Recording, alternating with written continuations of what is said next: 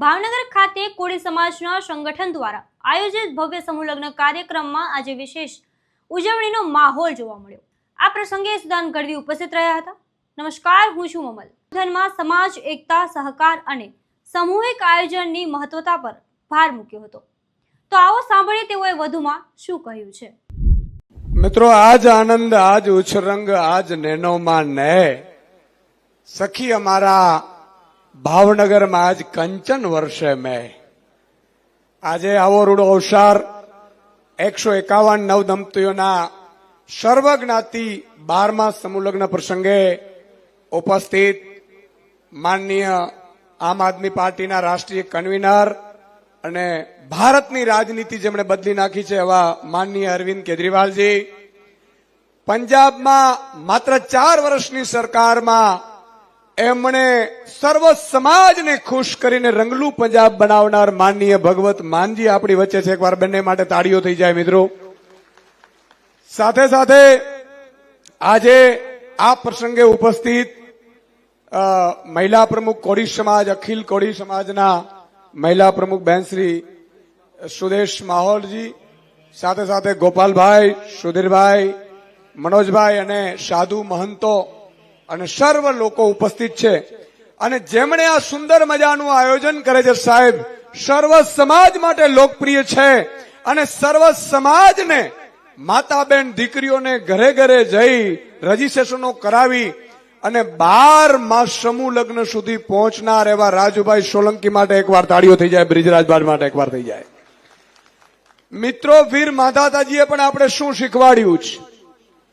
પરમાર્થ માટે જીવન જીવવું, બીજાના માટે જીવન જીવવું, અને જે લોકો બીજાના માટે જીવન જીવે છે એને હંમેશા સમાજ કે દેશ ક્યારે ભૂલી નથી શકતું।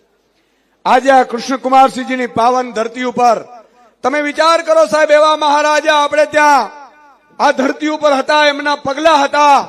કૃષ્ણકુમારસિંહજીના રાજમાં એવો નિયમ હતો કે માની લો કે કદાચ આપણા રાજમાંથી કોઈને ત્યાંથી ચોરી થાય તો રાજની પોલીસ એ વસ્તુ પાછી અપાવી દે, અને જો ન અપાવી શકે તો રાજના ખજાનામાંથી ચોરીનો માલ પાછું જાય। આવી વ્યવસ્થા પેદા કરનાર કૃષ્ણકુમારસિંહજી માટે એકવાર મિત્રો તાળીઓ થઈ જાય।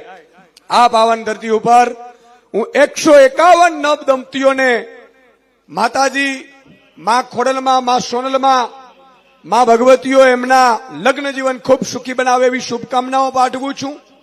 સમૂહ લગ્નમાં મિત્રો સમૂહ શાદી થતી હોય અને દેવતાઓ આ સમૂહ શાદીમાં ઉપસ્થિત થતા હોય, આવા મહાનુભાવો, સંતો, મહંતોની, માતાજીઓની હાજરી છે, ત્યારે હું એ નવ દંપતીઓને ખૂબ ભાગ્યશાળી માનું છું। પોતાના ઘરે લગ્ન કરવા તો એ તો એક પરિવાર આવે કે સગા સંબંધી આવે, પણ જયારે સમૂહ શાદીઓ થતી હોય ત્યારે હું માનું છું મિત્રો, સ્વર્ગમાંથી દેવતાઓ આશીર્વાદ આપતા આવતા હોય છે। એટલે 151 દંપતીઓ માટે એકવાર તાળીઓનો ગડગડાટ થઈ જાય મિત્રો। અને આ શુભ અવસરે આજે અરવિંદ કેજરીવાલજી સમય કાઢીને આવ્યા છે। માનનીય ભગવત માનજી વ્યસ્તતાની સાથે ગયા વખતે પણ નહોતા પહોંચી શક્યા, તો અરવિંદજી એવું કહેતા હતા રાજુભાઈ ને બ્રિજરાજભાઈને કે મુझे किसी भी तरह अगले में आऊंगा। અને ભગવત માન સાહેબ 2 વર્ષ પહેલા આવ્યા હતા, ત્યારે મિત્રો આ સુંદર આયોજનમાં આવી વિભૂતિઓ પણ આપણે આશીર્વાદ આપવા આવે એ બહુ જ મોટી વાત કહેવાય। આવા નવા આયોજનો થતા રહીએ। અને હું ફરીથી રાજુભાઈ અને બ્રિજરાજભાઈને અભિનંદન આપું છું કે 13મો પાછો નવ દંપતીઓનો આનાથી પણ વિસ્તાર થાય એવી શુભકામનાઓ સાથે જય વીર માતા। આ સમગ્ર મામલે આપ શું વિચારો છો, કોમેન્ટ કરીને અમને જરૂરથી જણાવજો। અત્યાર માટે બસ આટલું જ, ધન્યવાદ।